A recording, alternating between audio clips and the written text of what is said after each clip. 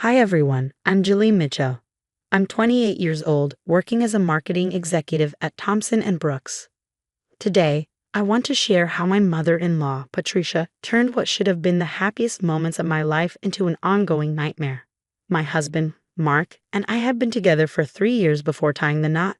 Our love story was perfect, until wedding planning began and Patricia's true colors emerged. I'll never forget the day at the bridal shop. I stood in front of the mirror, admiring my dream dress, while my mom, Linda, beamed with pride, her eyes glistening with happy tears. "Darling, are you sure about that dress?" Patricia's sharp tones sliced through the moment. "It's a bit common. We Montgomerys have certain standards to maintain." My mom's radiant smile faltered, but she quickly squeezed my hand. "The dress is beautiful, Julie. You look stunning," she reassured me. Patricia smirked. "Well, Linda, I suppose you wouldn't understand the expectations of our social circle." That was just the beginning. After Mark and I got married, Patricia made a habit of showing up unannounced at our house. She'd rearrange furniture, claiming, "Mark always loved the paintings arranged this way when he was growing up. A wife should know these things." Thankfully, my best friend, Rachel, was there to support me. She witnessed Patricia's antics firsthand. "Your MIL is completely unhinged," Rachel said after Patricia cornered her at our housewarming party to interrogate her about my past relationships. Even Mark's sister, Emma, noticed the tension. Over coffee one afternoon, she confided, "Julie, Mom's always been like this. She drove away Mark's college girlfriend, too. She doesn't think anyone is good enough for her precious son." Things escalated when I announced my pregnancy. Patricia's enthusiasm was a facade for her controlling nature. "Oh, sweetheart, finally, a grandchild," she exclaimed. "Now I've already planned the nursery. Sage green walls, none of that awful yellow you mentioned." "Patricia, we've already decided on the design," I said firmly. "My dear," she replied with a patronizing smile. I raised Mark. "I think I know what's best for my grandchild." My mom tried to help by bringing over home-cooked meals and offering genuine support, but Patricia constantly undermined her efforts. "Linda, dear, shouldn't you focus on your own life instead of hovering?" "Julie has me now," she quipped one evening. The breaking point came during my baby shower. Patricia hijacked the planning, even though Rachel was the organizer. "This isn't some backyard barbecue," she scoffed. "My friends from the hospital board will be attending." She invited her entire social circle but accidentally left my mom off the guest list. Emma secretly showed me the original list, where my mom's name had been crossed out. Furious, I confronted Mark that night. "Your mother deliberately excluded my mom from the shower." "Babe, I'm sure it was just an oversight," Mark said, his tone pleading. "You know how busy she's been with the planning." Little did I know, the real storm was yet to come. The day I went into labor was supposed to be a moment of joy, but it turned into chaos. My contractions started during a quiet dinner with Mark. As we rushed to the hospital, Mark called our families. Within an hour, both my mom and Patricia arrived. Patricia barged into my room, clad in a designer suit. "I'll be in the delivery room," she announced. "As head of the hospital board, I have certain privileges." Struggling through the pain, I managed to say, "Actually, I want my mom with me." "Don't be ridiculous, Julie. Linda doesn't have the social standing to handle such a delicate situation." Patricia snapped. My mom, who had been quietly arranging my comfort items, finally spoke up. "This isn't about social standing. It's about Julie's comfort." Patricia's face twisted with indignation. "Security," she shrieked, pressing the emergency button. "This woman is harassing my daughter-in-law." 2 security guards rushed in as Patricia put on her best concerned act. "I'm Mrs. Montgomery, hospital board director," Patricia declared, her voice dripping with self-importance. "This woman is making my daughter-in-law uncomfortable during labor. She's my mother." I screamed, another contraction hitting hard.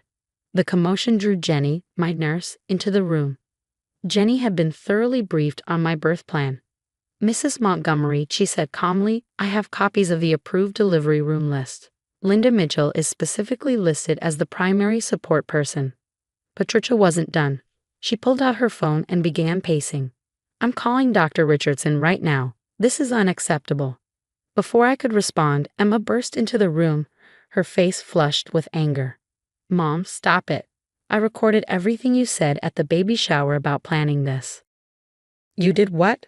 Patricia froze, her face draining of color. Yeah, Emma replied, holding up her phone.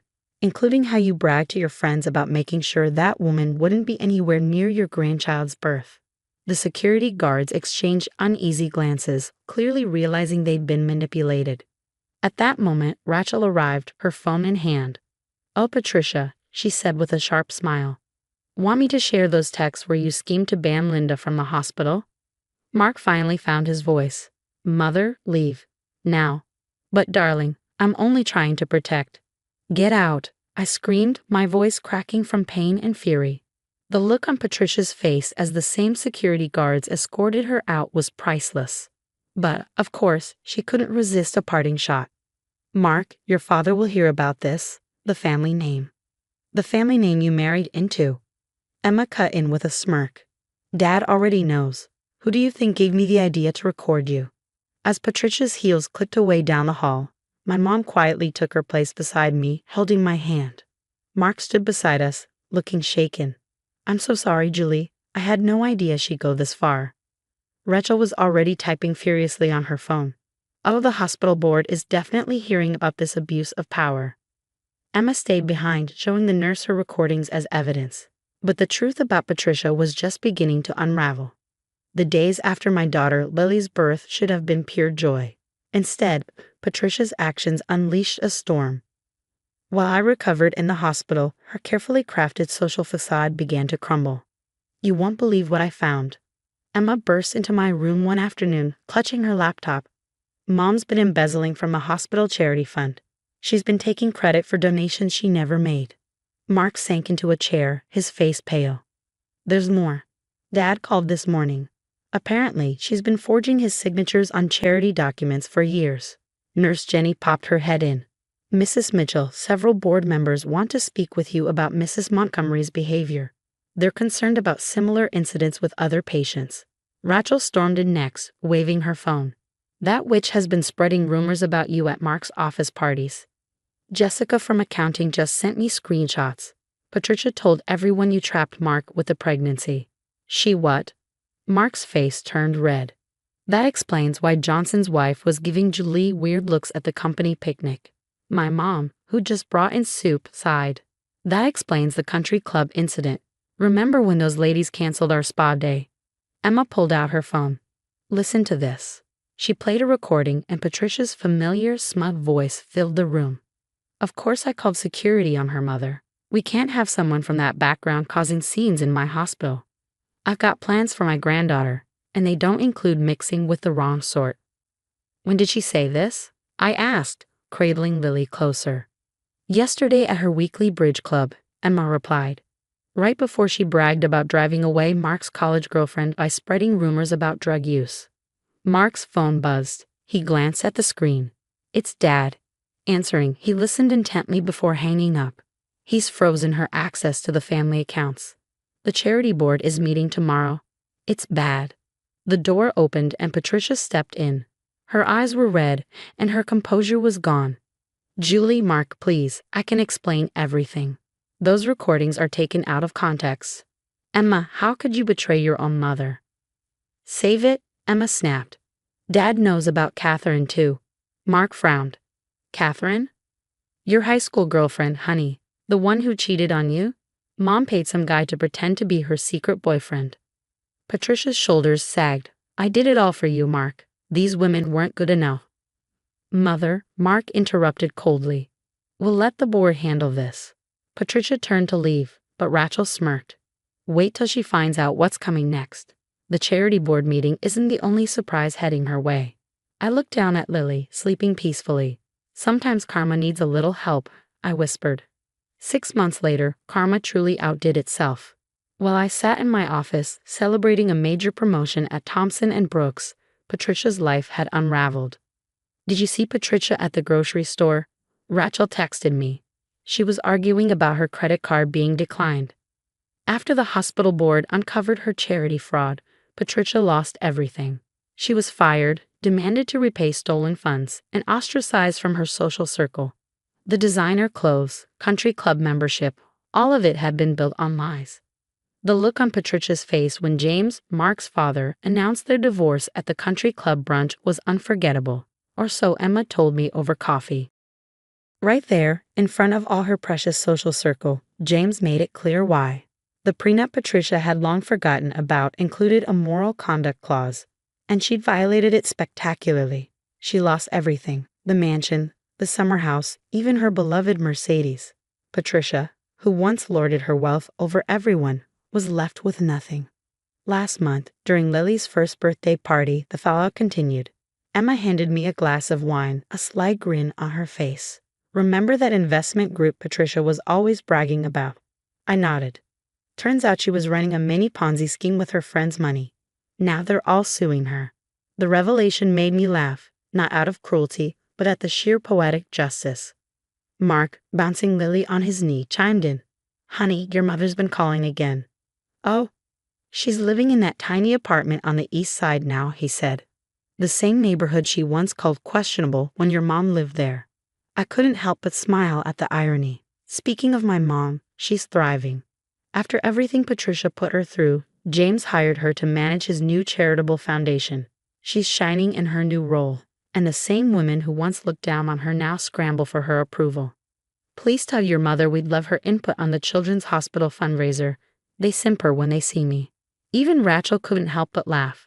"Karma really is creative," she said over lunch last week. Patricia, of course, tried one last time. I ran into her at the supermarket, looking far from the polished socialite she once was.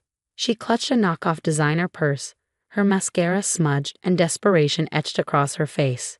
"Julie, please," she begged. "I've changed. I've learned my lesson. Let me see my granddaughter." "Like you let my mom see me in the delivery room?" I asked, my voice calm but firm. She stood there, rain-soaked from the storm outside. "I'm sleeping on my sister's couch. Everything I built." "You mean everything you stole and lied about?" I interrupted. "Goodbye, Patricia, now and forever. We don't need you in our family anymore." These days, Emma keeps me updated on Patricia's downfall. She's working as a sales clerk at the same department store where she used to spend thousands on clothes.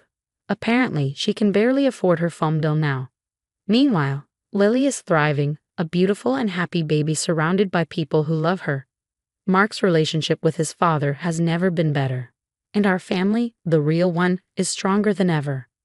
Yesterday, I drove past Patricia standing at a bus stop in the rain. For a moment, I considered stopping, but then her words from years ago echoed in my mind. We Montgomery have certain standards to maintain. Well, Patricia, I've maintained my standards: integrity, honesty, and love for my family. And look who's standing in the rain now. As for me, I'm sitting in my new corner office, looking at Lily's picture on my desk. Life has never been better. Sometimes the best revenge isn't what you do to toxic people, it's living your best life while they drown in the consequences of their own actions.